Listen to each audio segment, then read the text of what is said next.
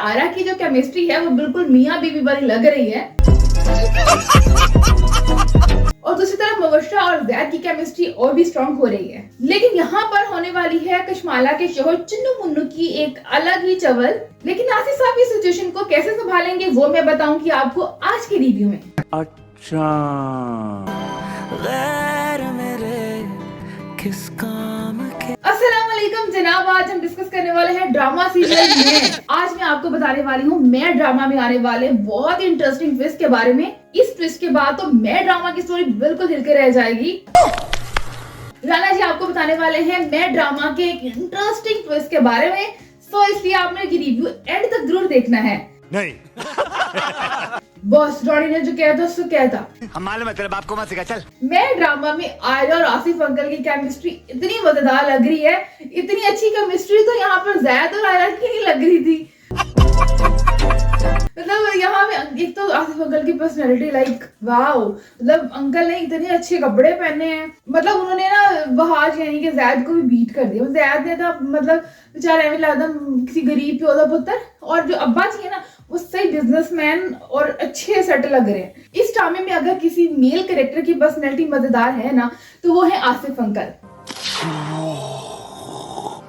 और आसिफ अंकल कितने अच्छे जवाब देते हैं आयरा को, आयरा सही दिमाग सेट कर देते हैं।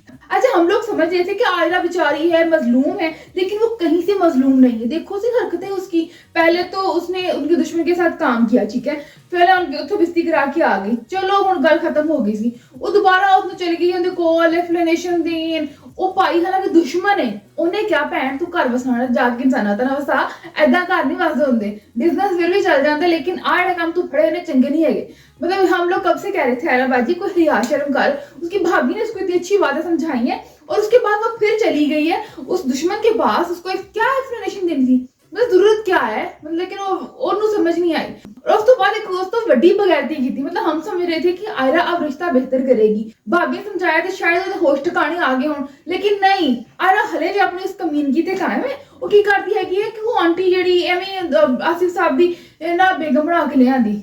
मतलब पहले मुझे शक हुआ कि आयरा ने ये काम किया होगा, ये जो आंटी आई है ना बन के बेगम बन के आई है, क्लेम कर रही है, बदनाम कर रही है आसिफ अंकल को, तो मुझे लगा कि ये आयरा ने किया। बट मुझे थोड़ा डाउट था कि एडी में चलाक नहीं हो सकती जिवें दिखांदा सी, बड़ी मासूम है। मतलब जब इसके भाई पर जुल्म हो रहे थे उदों इहदा दिमाग कित्थे गया सी, उदों सोशल मीडिया की पावर कित्थे गई सी, उदों क्यों नहीं पहुंच गई सोशल मीडिया ते कि भाई सानू तंग किया जा रहा है और बिजनेसमैन कर, उदों नहीं अकल आई। हुण जाके जो चलाकियां करनी है ब्याह करके घरे आ गई है तो हुण बदमाशी तक तुली हुई है। अरे आसिफ अंकल कहती मुझे उम्मीद नहीं थी आप छोटे छोटे मुलाजमों से मेरी बेइज्जती कराएंगे और इस तरह के काम करेंगे छोटे छोटे। कहता मुझे तो ये भी सूट नहीं करता था कि तेरे वर्गी कुड़ी मेरी बहू होंदी, लेकिन हैगी है ना तो हुण मैं की कर सकदा।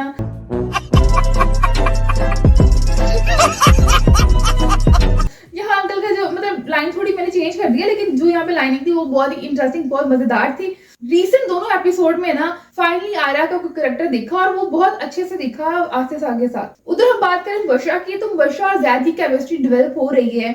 मतलब अब जैद ना इनकार नहीं करता मुबशरा के मुंह पे, जैसे वो पहले तड़ाक से जवाब दे देता था कि भाई मैंने जो साथ सैर करने नहीं जाना तू जा, जैसे प्रीवियसली ये लोग सैर करने के लिए गए थे शादी के बाद, तब वो ये केली घूमती रही, ये जाके बेड पे लेट गया कहना मैंने सैर करने जाना। लेकिन अब मुबशरा की बातों को इनकार नहीं कर पा रहा क्योंकि उसके दिल में अब रिस्पेक्ट भी ज्यादा हो गई है और कहीं ना कहीं सॉफ्ट कॉर्नर भी ज्यादा मजबूत हो चुका है मुबशरा के मामले में, क्योंकि वो आयरा से ठीक ठाक उगता चुका हुआ है। आयरा हरकतें ही बड़ी आखिरी चलने वाली हैं और शुरू से भी वो आयरा से मोहब्बत तो नहीं करता था क्यों, वो एक दूसरे के साथ कंपैटिबल थे, लाइक वो भी थोड़ी मैच्योर थी और वो हरकतें इस तरह की दिखाती थी, प्रिटेंड करती थी कि मैं बड़ी कोई सेल्फ मेड बंदी हैगी है, और वैसी ही पर्सनैलिटी उसको पसंद थी जैद को। तो कहीं ना कहीं ये बात थी, वरना अन्ना को अखीर पसंद नहीं थी। फिर शादी उसने इसलिए की थी क्योंकि उसके भाई का कत्ल हो गया इसकी वजह से। लेकिन अब आयरा अपनी ही हरकतों से दिल से उतरती जा रही है। लेकिन आगे वाले एपिसोड में कुछ और होने वाला है जो कि एक टर्निंग पॉइंट होगा इस ड्रामा का। मैं बताती हूँ क्या है, वो जरा सब्र रखो। अच्छा आसिफ साहब को पता चल गया कि हरकत की है आयरा बाजी ने, पुलिस के जरिए सारी बातें तो गिलवा लेते हैं आसिफ अंकल, और लेकिन उसके बाद मुझे लगा था कि यहाँ की ये वीडियो रिकॉर्ड करेंगे या किसी तरीके से ये बात जैद तक पहुंचाएंगे, ये बहुत जरूरी था। आयरा ने बिल्कुल नजरों से गिर जाना था इस हरकत के बाद, लेकिन आसिफ साहब ने पता नहीं क्या सोचा है, चवल ही मारी, मतलब कि उसको कमरे में कैद कर दिया। लाइक सीरियसली ये कोई लॉजिक बनता था? यहाँ जो एक्शन लिया है ना आसिफ अंकल ने, और दूसरी तरफ जो कुशमाला का शोहर है डीचू मीचू, उन्हें कुशमाला में बिल्कुल इंटरेस्ट नहीं है और उन्हें बार बार बदतमीजी कर रहे हैं और उसको कह रहे हैं भाई तुम मोटी हो रही हो, मुझे बिल्कुल अच्छी नहीं करी, सिर्फ डाइटिंग करती बेहोश हो जाती। वहाँ कुशमाला की जो सिचुएशन दिखा रहे हैं ना कि वो इतनी कॉम्प्लिकेटेड चल रही है, और इधर से पता क्या होने वाला है, यहाँ पे ना अंकल ने कैद कर दिया है, मुलाजमों को बोला है कि अगर वो शोर भी मचाती रहे ना आयरा, आप लोगों ने अंदर नहीं जाना है।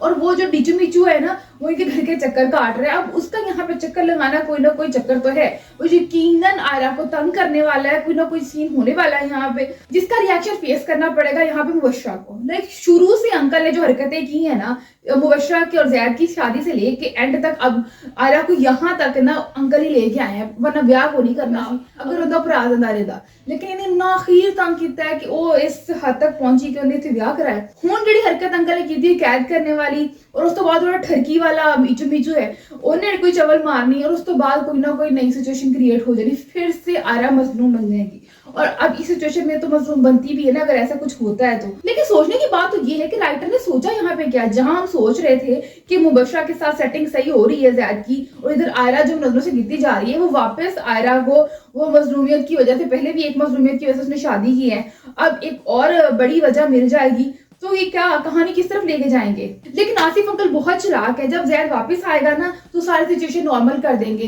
क्योंकि मैंने जैसे मोबाइल लिया ही नहीं है, इसको तो मैंने कुछ कहा ही नहीं है, और जैद जो है वो पहले ही थोड़ा थोड़ा डाउटफुल है आयरा के मामले में, क्योंकि आयरा बिल्कुल भी रिस्पॉन्ड नहीं कर रही। जैद शुरू से जब से वहां गया हुआ बार बार कॉल्स कर रहा है, वो खुद डिस्कनेक्ट कर रही थी, बात करके भी बीच में छोड़ रही थी, तो जैद को अब यकीन नहीं आएगा आयरा की बात पे, और आयरा खुद ही डिसहार्ट होकर यहाँ से चली जाएगी अपनी भाभी के पास। अब मेरा स्क्रिप्ट तो यही है, लेट्स सी आगे होता क्या है, लेकिन मुझे लगता है कि राइटर के दिमाग में थोड़ी थोड़ी पहुंच गई हुई हूँ, थोड़ा 19-20 होगा, लेकिन एग्जैक्ट स्टोरी यही वाली चलने वाली है। तो जनाब मेरा तो यही रिव्यू था ड्रामा सीरियल मैं के हवाले से। आपका क्या है आप लोग बता सकते हो कॉमेंट्स के जरिए, और इसके अलावा अगर मेरी वीडियो पसंद आ रही है इसको लाइक जरूर करना है। इसके साथ ही फातिमा नाना को इजाजत दीजिएगा, अपना बहुत ज्यादा ख्याल रखिएगा, बाय बाय।